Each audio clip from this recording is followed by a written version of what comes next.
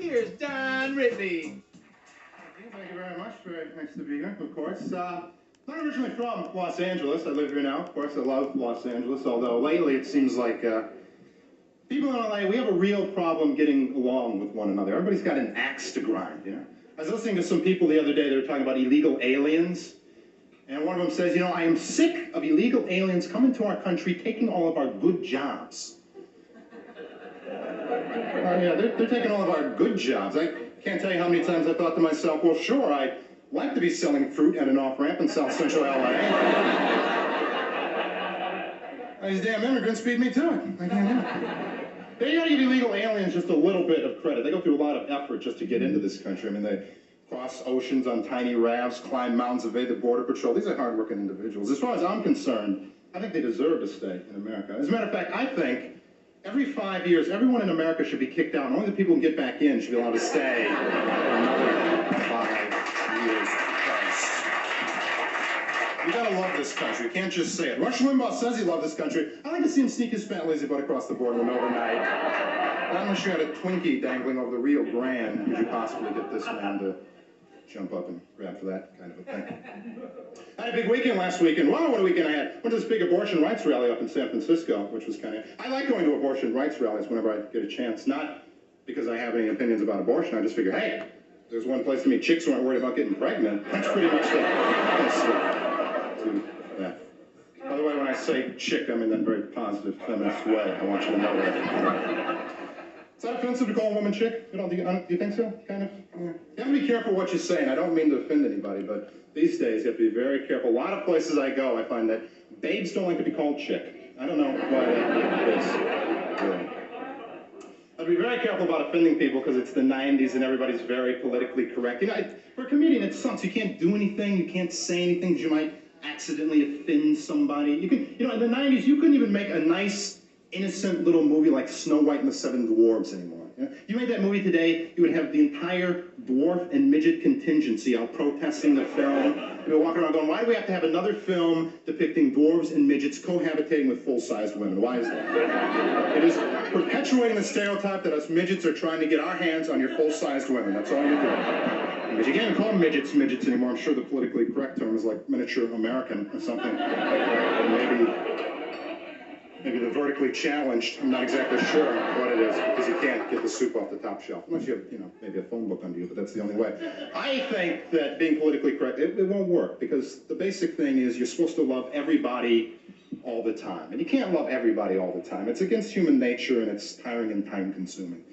I think the best that we can hope to do as human beings is find one group of people that we can all hate together. That's it. And I've decided that should be albinos. Because, yeah, really, I don't care whether you're black or white or Asian or Hispanic. I mean, the bottom line is, hey, at least we got pigment, okay? But these albinos, they ain't normal, all right? And I'm not saying the rest of us that we're better than albinos, that we're smarter than albinos. All I'm saying is there are about 15 of them, and we can take them. That's all. Because if you're going to go after a group who you can take. That's my philosophy that I've learned over the years. You know what I really hate about albinos, though? They're always trying to get their hands on our pigmented women. That's not right. Not at all. You can albino and a pigmented together. What, do you get little opaque kids running around one day? It's fine, but not in my neighborhood. That's all.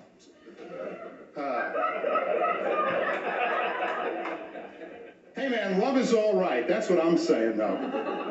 Love is all right. I'm in love. I just started dating a new girl. She was wonderful, and we've been going out. Well, I'm not really dating her. I'm just stalking her right now. But I love her. And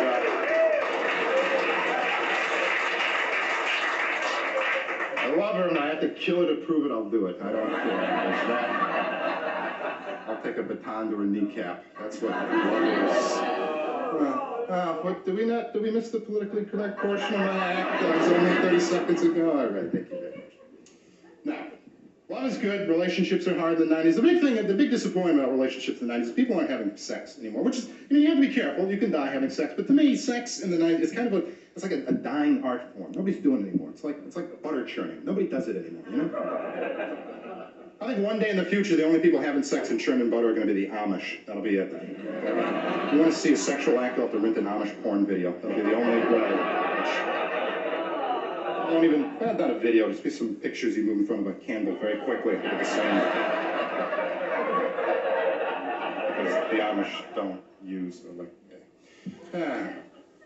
A lot of guys now, they like to do things to take their mind off of sex, have substitute sex, I guess. A lot of guys like going to strip clubs, which, yeah, not to put it down. I never personally saw the big thrill in going to a strip club. I mean, it costs like, what, like 10, 15 bucks just to walk in the door, and then you're surrounded by a bunch of beautiful women who pretend to be interested in you as long as you have money, and then as soon as your money runs out, they move on to another guy. Isn't that just real life with a cover charge?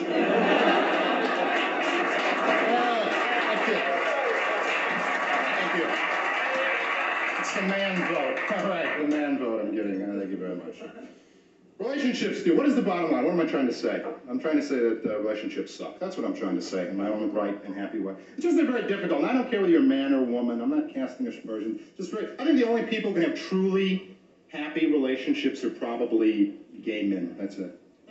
It's a perfect relationship. Just two men together doing what men do, understanding men. They're happy. You think they're happy? Of course they're happy. Why do you think they call them gay? That's why. They're happy.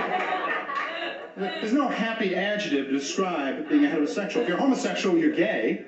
If you're heterosexual, you're straight, as in straight to hell with all your relationships. Which I don't mean to sound homophobic at all. And actually, to be honest with you, I think I'm probably slightly homophobic, because a lot of times when I'm out in public with one of my male friends, I'm always afraid that other people will think that we're gay. Especially when we're tongue kissing. I don't know why that is. That's it for me. Thank you very much. I appreciate it. Thank you.